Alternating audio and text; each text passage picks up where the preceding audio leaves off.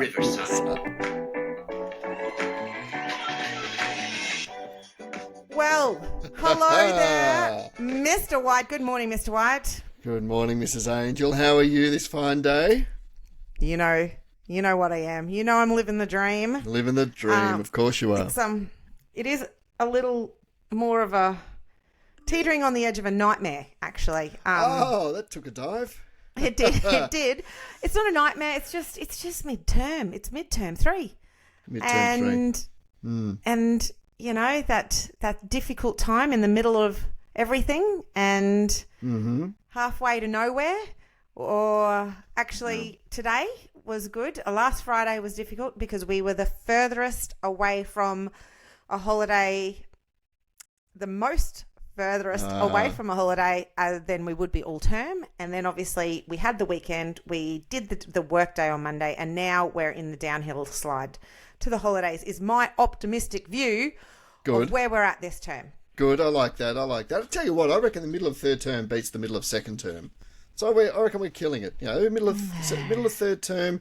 Maybe this is more of a Melbourne thing, but the weather's getting better, and you can start, seeing a bit of blossom coming out here and there, and it's a little bit warmer. Although, having said that, this morning was the coldest morning so far this winter. But you know what I mean. I don't know. There are no exam sort of things, no reports to write not for us anyway. So I'm pretty positive about where we are. Oh, that's good. Great attitude, Mr. White. Gotta have great attitude. And you're exactly right. The weather is glorious. We had a 29-degree day on Sunday and another glorious 13 to 29-degree day today. So we're in winter. How good is that? You could get a proper burn if you come to Queensland right now. Right. Go to Queensland, get yourself a burn. Yep. Get yourself all burnt up good and proper. So I know because I was in your house when you walked in a couple of Fridays ago, and we didn't talk about it last week. I saw you walk in with a big box of glorious treats that one of your students had given you. So we're going to go into spiraling upwards, being the question, tell someone how grateful you are for the work they do. How did the conversation go? So one of your students is obviously watching the podcast and wanted to say thank you to you for the great work that you do. Tell us what happened. It was great. It was actually 2 students. So I have the pleasure and privilege to be an EE mentor and an IB, International Baccalaureate speak. That stands for Extended Essay. So I was lucky this year to have 2 students who I helped through the process. They did all the work. I just point them in the right direction here and there. And it's a year-long process, and they come up at the end with a 4,000-word essay on a subject of their choice, and they apportion based on your teaching area. So I got a couple of geography ones, or geography-ish ones, and yes, I was presented with a lovely box full of goodies, which included a bottle of wine. So thank you very much, students. I loved it. And it was a lovely drop. You shared it with me, actually. I did, yes, and the cheese and the bickies and all that other stuff as well, so you got to sample a bit of that, so that was great. And I got a lovely card as well, which I'm putting up on, if you're watching on the tube, you can see that. It says, "Dear Mr. White, I had such a grand time doing my EE, and I hope you did too. Thanks for all the guidance this year. Have a good one." And from the other student to Mr. White, thank you so much for the help with our EEs. Your guidance was always insightful, and I always felt like you considered my ideas. You were also very encouraging when I was unmotivated and lost. Thank you. And it was really cool because they've put a little picture here of the 3 of us hanging out. There we go. The 3 little stick figures there. It does look like you. Just hanging out. Yeah. Oh, yeah. Which one's me? Yeah, which one's me? Oh, you know which one's you. It's the one with the wonky arms. The one with the wonky arms. Yeah, that's probably true.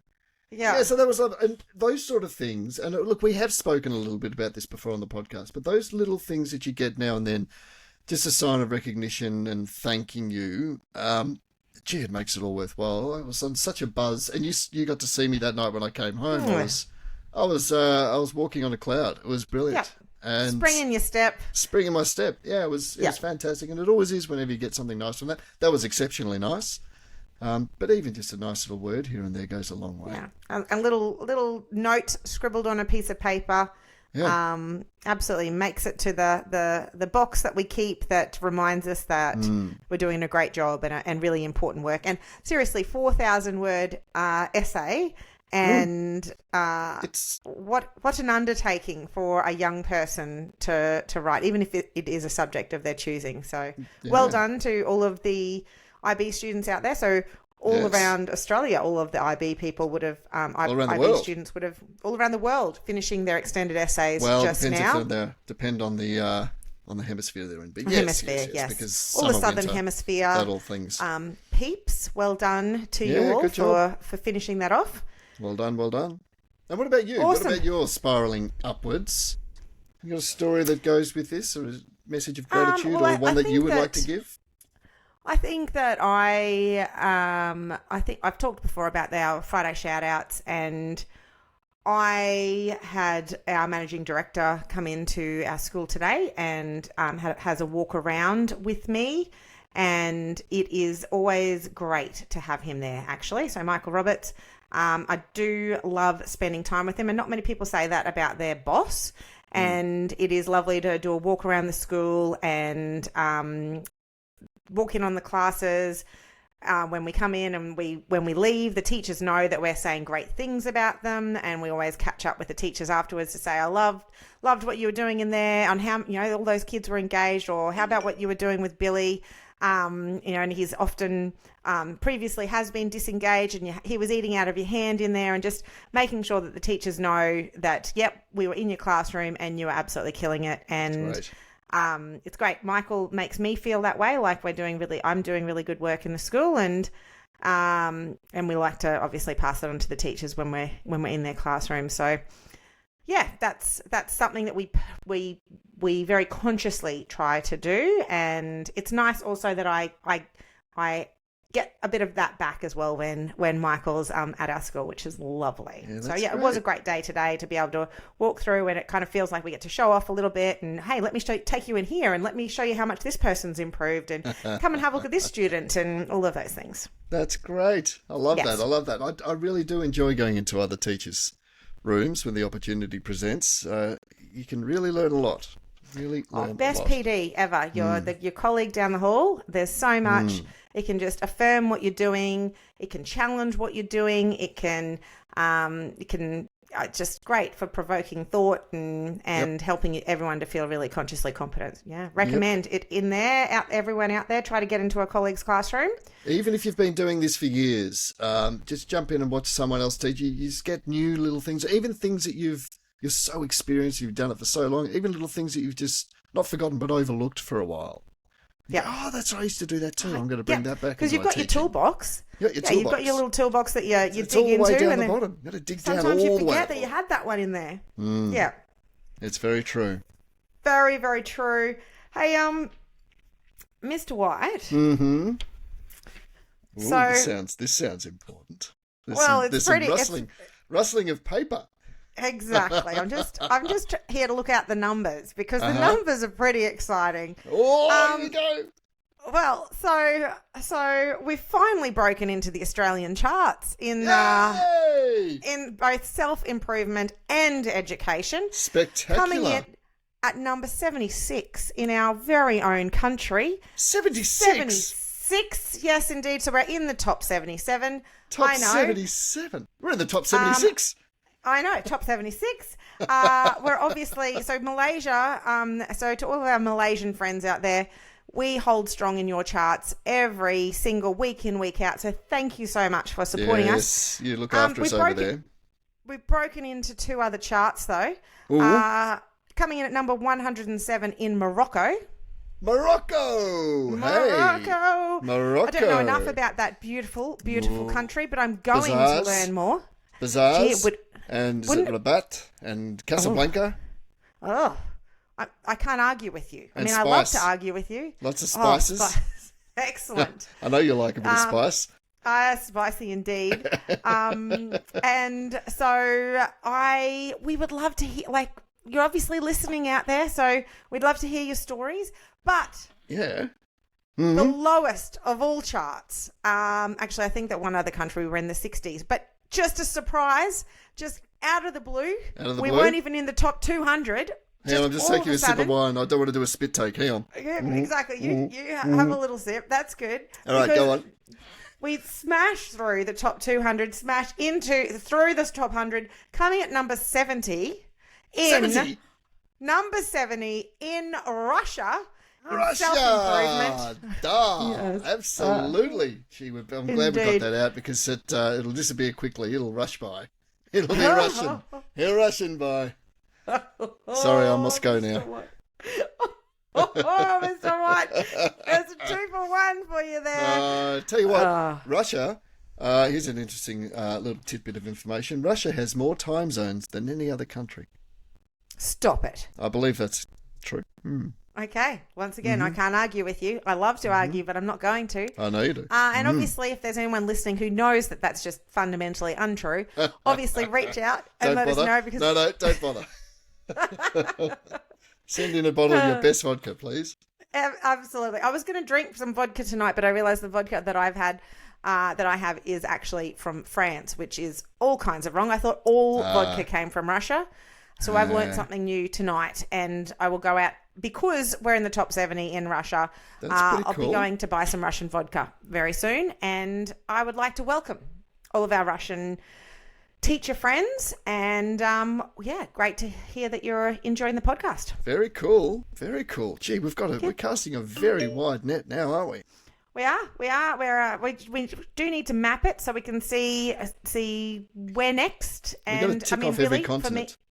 Russia came out of the blue for me. I wasn't expecting that, but what a lovely surprise indeed. So, if you've got a friend who's in a different country and they're not listening yet, seriously, what are they even doing? Yeah, exactly. And you need to get them on board and so that we can break into their charts and obviously give them a call out on the podcast as well. Yes, and nominate some possibly erroneous facts about their country. Yeah. Exactly. Build our knowledge so that we can stay connected with you all. I'm not a geography teacher, but I'd love to hear and learn about all of our teachers all around the world.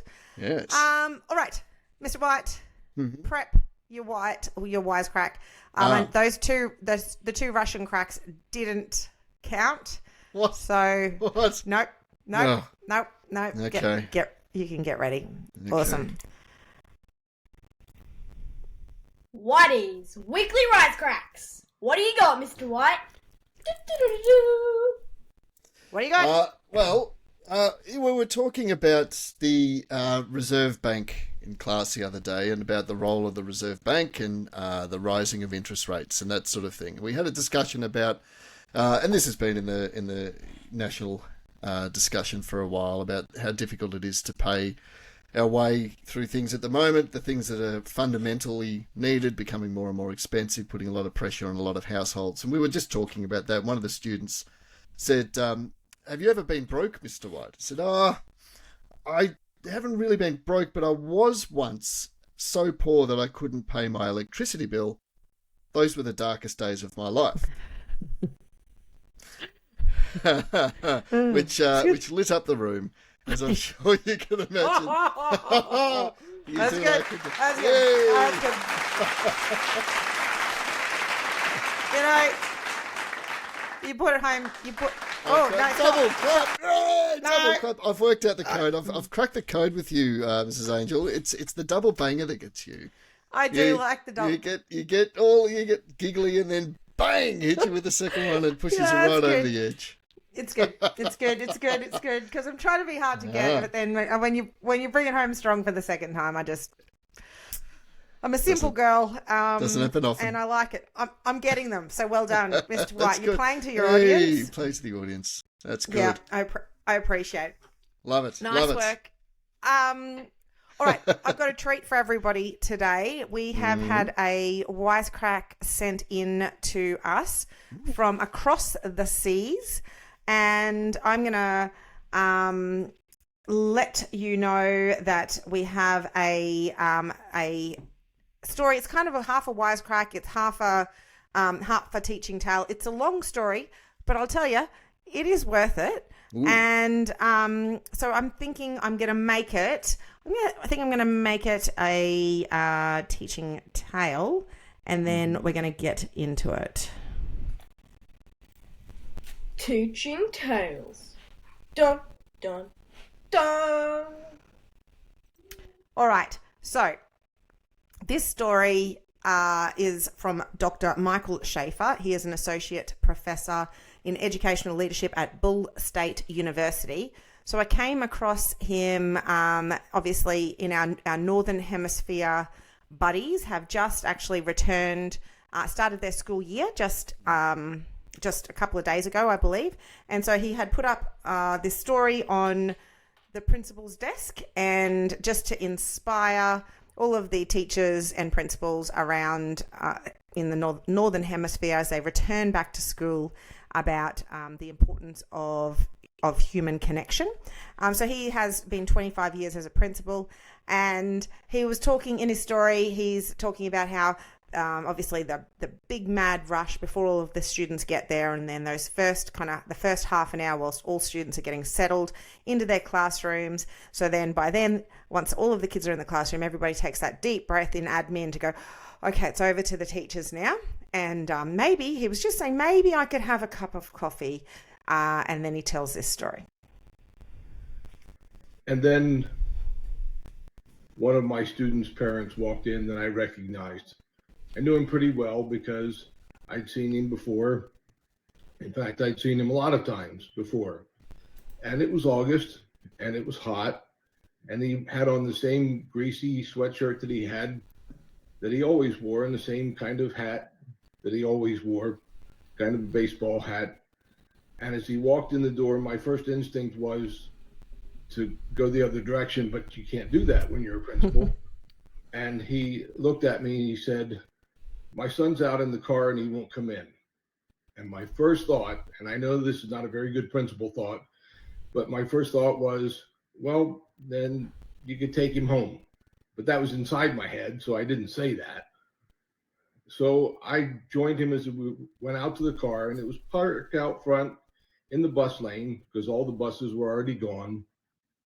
And as I walked out to the front of the school, I could see that his son had already left the back seat of the car and had climbed on top of the car because apparently the back seat wasn't big enough. And as soon as he saw me, he started swearing. And I'm not going to use the words that he was using, but I'm sure you're all familiar with the word.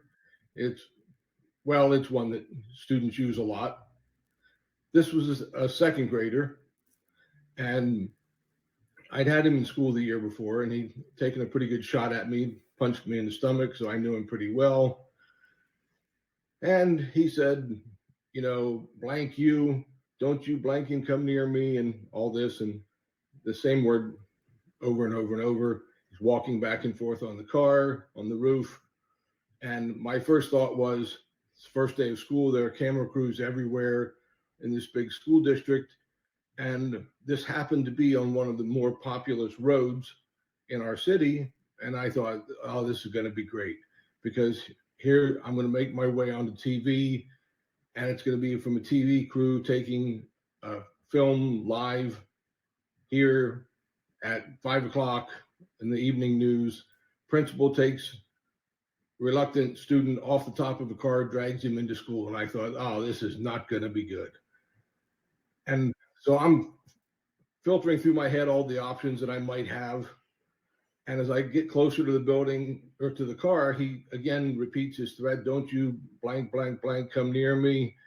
And I looked down inside the back seat of the car, and in the back seat of the car, there were a whole bunch of dead French fries from meals gone past, and cheeseburger wrappers, and all these things from McDonald's. Then I did see something else that caught my attention. It was a book about snakes. And I thought, I wonder if I can use that for something. And I said to the young man on top of the car, I called him by name and I said, hey, I kind of have a problem here. And I wonder if you would help me. And he said, he looked right at me and he said, what is it? And I said, well, the first recess starts in about 45 minutes. And I have not had time yet to walk around the outside of the school. It's been pretty busy this morning and I haven't had time to walk around the outside of the school yet to look for snakes and make sure it's safe for everybody to go outside. Would you mind going outside with me, walk around the building, and we'll just check everywhere for snakes to make sure it's safe?" And he said, "Sure, I'll do that." He sticks his hand out to me. I grab his hand. He walks very calmly down off the car, across the trunk. I help him down off the trunk, and we walk right over toward the school. I kind of look back toward the assistant principal and case manager who are there standing, and I'm like, go ahead, send Dad on his way. And so the young man and I, third grader, second grader, start looking at every single bush underneath the bushes and the leaves that were kind of piled up underneath the bushes and that kind of thing, checking to see if we could find any snakes. Well, we didn't find snakes. I didn't expect to find any snakes because we didn't usually have snakes on the playground. I had just seen the book. I was desperate, figuring I'll use anything I can use to keep him from saying those words again and not getting on the news at 5 o'clock. So we walked across the front of the school, and then, of course, this is windows all looking out. So classroom teachers inside looking out, wondering what in the world is Dr. Shaffer doing with this young man walking across the front of the school and looking underneath the trees and the bushes. And they had no idea. But by this time, they had become accustomed to me doing strange things. So nobody said anything. We made it around the front of the school, went around down the side, and we got about the fourth or fifth tree or bush down the side. And it had quite a few leaves underneath, kind of dead leaves piled underneath. And we uncovered a little tiny bone. And I think it was like a part of a skull of an animal. And I got pretty excited about that because, I'm kind of a science nerd. And I said to the boy, I said, "Hey, look, there might be some more under here." So we gently start pulling back all the leaves, and we uncovered pieces of what was pretty much an entire skeleton of a very small animal. And so I'm holding my hands out, and he's pulling the rest of the little pieces of this animal. He's very excited. I'm very excited. We're both having a great time excavating from the leaves this tiny animal skeleton. I found out later from one of our teachers who's really into the science that was probably not just a great thing to do, because chances were pretty good that there was a lot of bacteria on that, and it could have been pretty dirty, and we could have gotten sick from that. But at this point, I was just happy because the boy was not saying the F word anymore, and there were no TV cameras around. So here I am carrying a handful of animal bones, and the boy was happy as he could be. So we walked back around to the front of the building. I didn't have my keys with me or a radio. I had to buzz to get allowed into the building, and he walked in with me. We walked into my desk and kind of unceremoniously just laid the bones out on my desk. And I said, "You know what? I bet we can figure out what kind of animal this was. Let's Google it." So we pulled up Google Images, and we found one of the bones that looked pretty distinctive. It happened to be the shoulder blade of this little animal. And we determined from looking at it that it was a baby possum. And we identified it as the skeleton of a baby possum. And we had very nearly the entire baby possum skeleton. Jonathan looked at me and he said, "What kind of people would study animals like this?" And I said, "Well, I think it would be a scientist, and a scientist that would study baby animals and baby animal skeletons." And he said, "I'm going to be a scientist." And so that day, two things happened. One is that Jonathan decided he was going to be a scientist. And two, he also decided that he was not angry at his principal again. And the other thing, I never ever had to force him to come out of the car the rest of the year. He never took another swing at me again. And I had a buddy for life. It's that. Great How story, good is huh? that?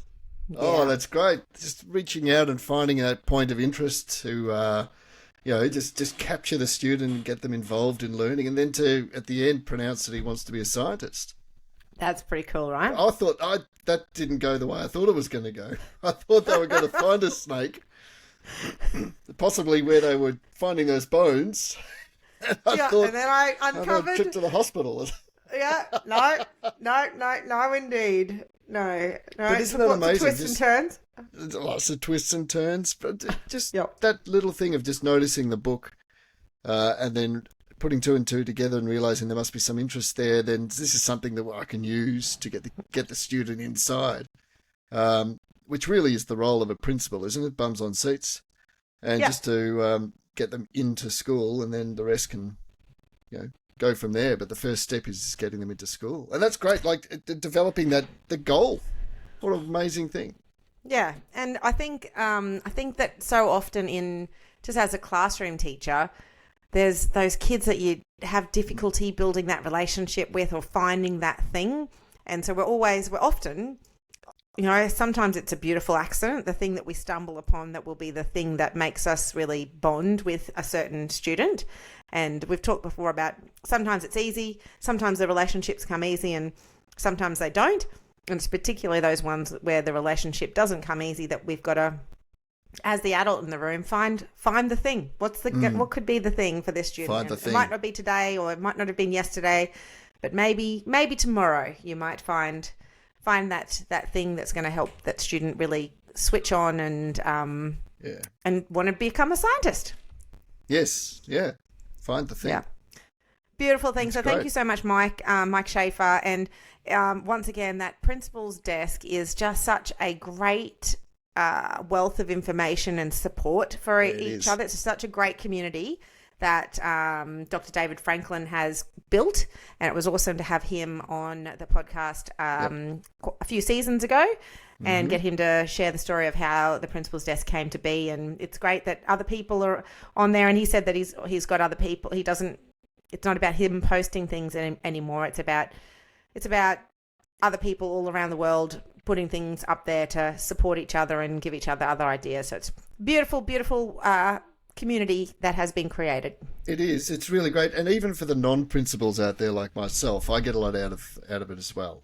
There's some really good stories, really good little tips and stuff. And just to get a snapshot of what principals are thinking about, because it is American-based, so this time of year they're all starting back at school. So everyone's asking each other, what's a really cool thing we can do to hook students in early, or what's a fun way to welcome back staff, and little things that I can probably do as well in my sphere. Different elements, and obviously in passing things on to your principal. Have you thought about this?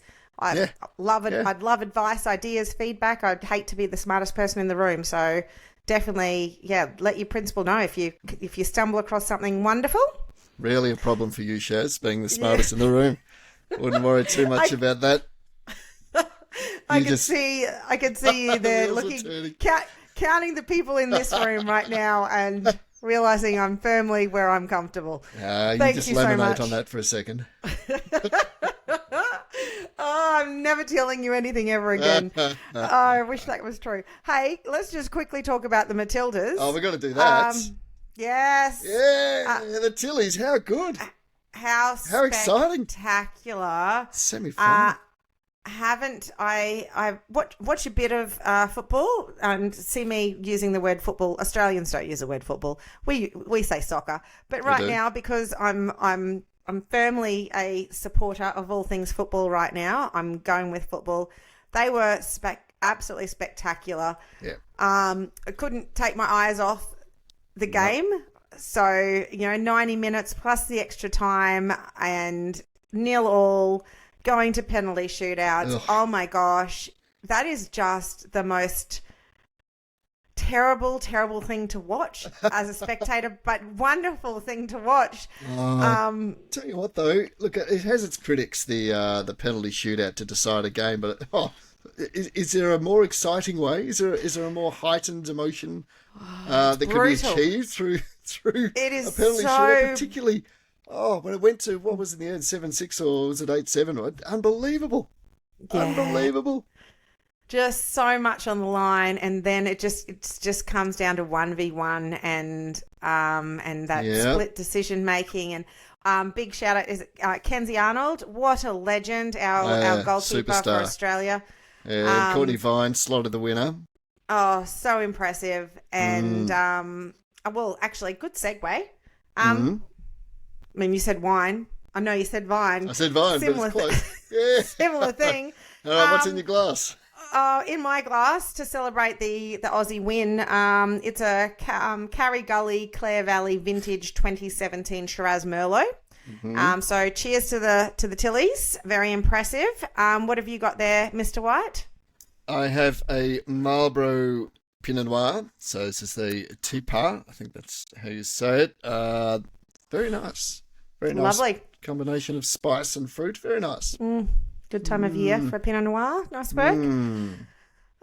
So Wednesday night, Matilda's versus England. England. Yeah, 8 yeah. p.m. The old 8 enemy. p.m. It's a bit later. I mean, I like the 5 p.m. start. I'm not going to lie. But for you, the Matildas, I'm going to stay up. I'm going to watch every single kick. And if we I can't wait. happen to win, then anyone who sacks their workers for rocking up late on Thursday's a bum. So make sure you... so there's a tip of the hat to the older Australians nice there work. listening to that. Mr. Hawke? Yes, Mr. Hawke, yes. Prime Minister Hawke to you, so actually, exciting. Mrs. Angel. Prime Minister Hawke, yes. So exciting. It's really exciting. Really exciting. Yeah, I've got so a golf exciting. weekend this weekend, and if we do make the final, I don't know what's going to happen. What's even going to happen? Gosh. I don't know. When is the final? So it'll be Saturday. It'll be. I think it's Saturday night. So it might be Sunday. One can only hope it's at 5 p.m. just to look after all of the nanas in the room, being me, so I can absolutely enjoy the entire event. Later the better. Later the better. Yep. Never. Yeah. Get the kids in bed, get a half a bottle in, and then settle in and enjoy it. That's true. Okay. Well, yeah, fair enough. To all of the parents out there who might actually want to enjoy the whole thing. Yeah, well played. Yes. I want to say a shout out to my sister-in-law, Helen Bond. It was her birthday on Saturday, and we had a lovely day together. She's a teacher, has been a teacher for 30 years. I think she got up to 30 years. She works for the union, Queensland Teachers Union now, obviously still serving teachers, which is fantastic. And just want you to know that I love you. And good on you, Helen. yeah, big fan of the show as well. So much love to you, Helen Bond. Great stuff. Gonna bring it home because you're probably feeling I'm a bit down. I'm a bit flat. And so I want to shout out to all of the teachers, just particularly in Australia right now, because we are mid-year of midterm, and sometimes it's a harder slog than others. So take care of each other, take care of your colleagues, reach out to your friends. This night with Mr. White has pumped up my tyres again, which is great. So do the things that fill your bucket and help you to spiral upwards. Absolutely right. Go back over previous episodes and look up the Whitey Wisecracks. And just because of where you are, Chaz, I'm going to give you a bonus wisecrack. Oh, thank you, sir. What did the digital clock say to its mother? I don't know. What did it say? Look, Mum, no hands. Oh, there we go. Hey. There we go. All right. Thank you. Stay tuned, everyone, for the Owen Engelman interview. So the other son of Siegfried Engelman, that will be coming up next week. Looking forward to sharing that with everyone. Thanks to Video Pro for making Mr. White more handsome than he really is. Legends. And hard work. A bit of buzz lighting is all of the go. So thank you so much to Video Pro for loving teachers. And that's all we've got for this week. So I'm going to say good afternoon, Mr. White. Good afternoon, Mrs. Angel. Look after All right. yourself. Look after Thank you. others.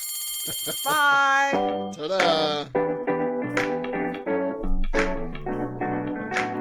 Powered by Riverside.